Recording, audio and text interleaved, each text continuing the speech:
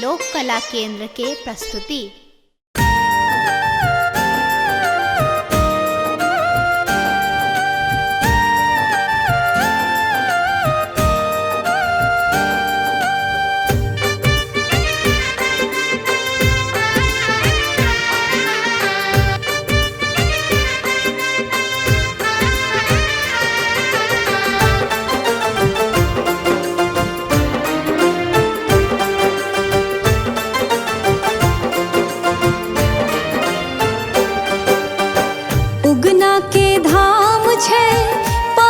श्री राम छे उगना के धाम छे, पहुना श्री राम छे।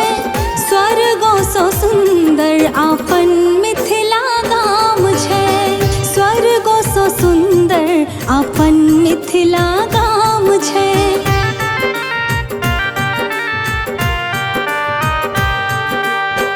उगना के धाम छे, पहुना श्री राम छे। उगना के धाम छे, पहुना श्री राम छे। स्वर्गो सो सुंदर आपन मिथिला धाम छे, स्वर्गो सो सुंदर आपन मिथिला गाम छे।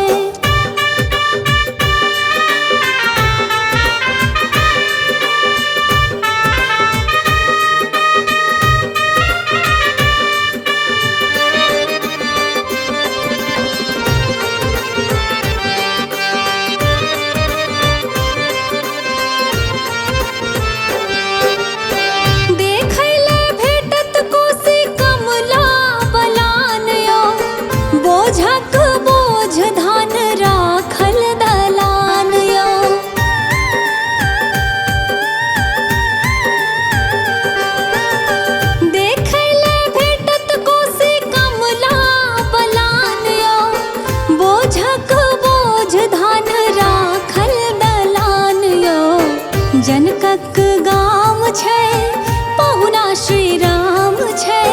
जनकक गाम छे, पहुना श्री राम छे। स्वर्गो सो सुंदर आपन मिथिला गाम छे, स्वर्ग सो सुंदर आपन मिथिला धाम छे।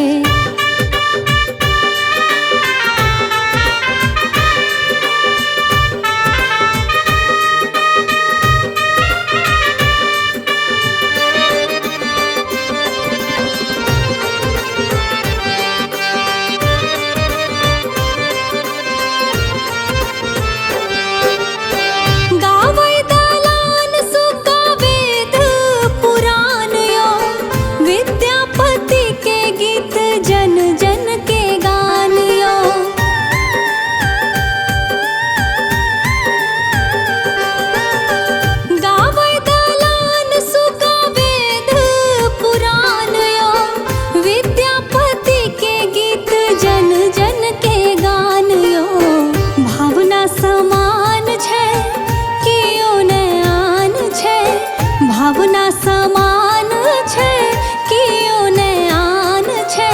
स्वर्गो सो सुंदर आपन मिथिला गाम छे, स्वर्गो सो सुंदर